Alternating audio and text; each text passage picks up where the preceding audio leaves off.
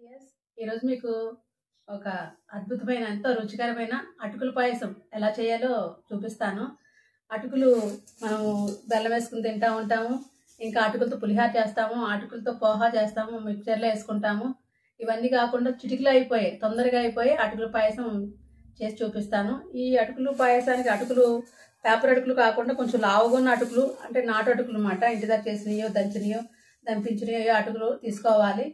ఈ అటుకుల పాయసం ఎక్కువ కృష్ణాష్టమికి కృష్ణుడికి ప్రసాదంగా పెడతా ఉంటారు.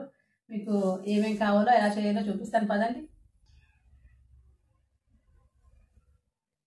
ఈ అటుకుల పాయసానికి ఒక హాఫ్ లీటర్ ఆవు పాలు తీసుకున్నాను నేను. ఇంకా ఒక కప్పుడు అటుకులు, వేయించడానికి నెయ్యి, కొద్దిగా కిస్మిస్, కొద్దిగా జీడిపప్పు, ఒక హాఫ్ కప్పు పంచదార, ఒక 4 యాలకులు. ఇవి సరిపోతాయి అటుకుల పాయసానికి. ఇప్పుడు ఎలా చేద్దామో చూద్దాము. ముందుగా స్టవ్ వెలిగించుకుందాం. స్టవ్ వెలిగించుకుని కొంచెం మంట తగ్గించి పెట్టుకుందాం. తర్వాత ఇందులో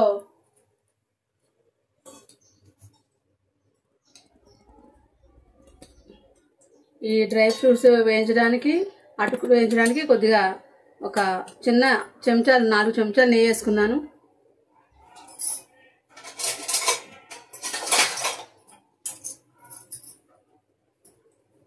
నూనె వేడెక్కింది, అదేనండి నెయ్యి వేడెక్కింది. నెయ్యి వేడెక్కిన తర్వాత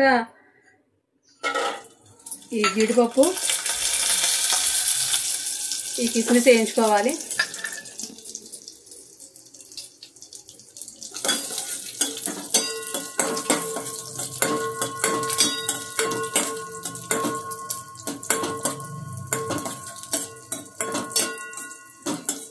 వేగుతున్నాయి కదా, ఎగిపోయి ఎక్కువ మంట పెట్టకూడదు, మాడిపోతాయి.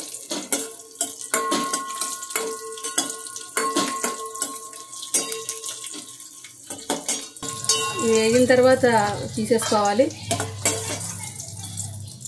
ఈ కిస్మిస్ జీడిపప్పు వేగిన తర్వాత తీసుకుని అదే గిన్నెలో ఈ కప్పుడు అటుకులు వేసి వేయించుకోవాలి ఒకసారి.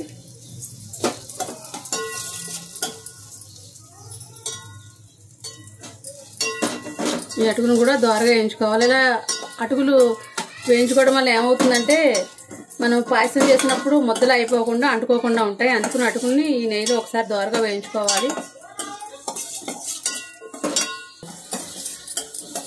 అటుకులు ఎగిపోయాయి కదా, వేగిన తర్వాత గిన్నెలో తీసుకోవాలి.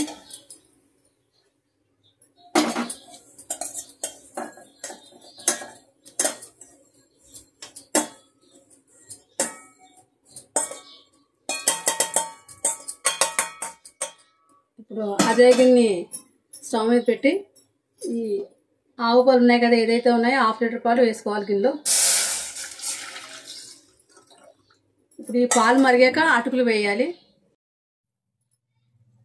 పాలు మరిగిన తర్వాత మనం వేయించి పెట్టిన అటుకులు వేయాలి ఇందులో. మనం వేయించుకున్నాం కదా, అటుకులు ఇలా విడిపోతాయి. అదే పచ్చి అటుకులు వేస్తే కనుక ముద్ద కింద అయిపోతాయి. అందుకని మనం అటుకులు వేయించుకోవాలి. ఇవి తొందరగానే ఉడికిపోతాయి. ఇవి ఒక 2-3 నిమిషాలు తర్వాత మనం అప్పుడు పంచదార వేసుకోవాలి. 2 నిమిషాలు అయిపోయింది. 2 నిమిషాలు అయిన తర్వాత చూసుకుంటే ఇలా ఉడికిపోయే అటుకులు. ఎక్కువ మెత్తగా ఉడికించుకోకూడదు, ఎందుకంటే ఉడికించిన తర్వాత ఇంకా దగ్గరికి అయిపోతుంది. అటుకులు పాయసం ఉడికింది. ఇప్పుడు మనం హాఫ్ కప్ పంచదార తీసుకున్నాం కదా, ఏదైతుందో ఆ పంచదార వేసుకోవాలి.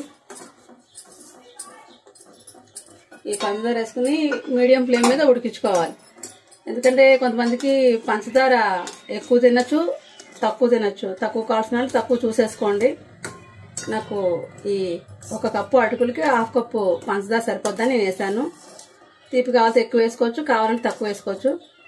ఇప్పుడు యాలకులు కూడా వేసుకోవాలి. ఇవి చితకొట్టుకునే యాలకులు 4 యాలకులు వేసుకున్నాను నేను. వేసుకున్న తర్వాత మళ్ళీ ఒక 3 నిమిషాలు ఉడికించుకోవాలి మీడియం ఫ్లేమ్ మీద.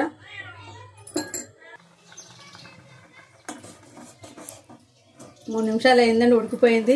మరి చిక్కపడే వరకు, దగ్గరికి అయ్యే వరకు ఉడికించుకోకూడదు, చల్లారితే ఎలాగ చిక్కపడిపోతుంది. ఇప్పుడు స్టవ్ ఆపేసుకుని మనం ఇందాక వేయించి పెట్టుకున్న డ్రై ఫ్రూట్స్ ఉన్నాయి కదా, ఈ జీడిపప్పు కిస్మిస్ వేసుకోవాలి. వేసుకుని తింటే చాలా ఎంతో రుచిగా ఉంటుంది. అటుకులు కూడా చాలా బలమైన ఆహారం, పిల్లలు కూడా ఎంతో ఇష్టంగా తింటారు.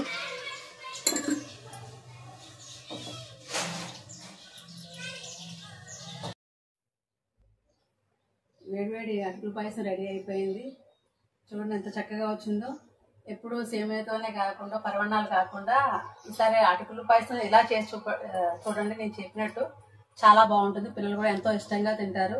మనకి ఏదైనా పూజలకు కూడా ఏదైనా తొందరగా అవ్వాలనుకుంటే ఈ ప్రసాదాలు కూడా చేసి పెట్టచ్చు. Thank you dears.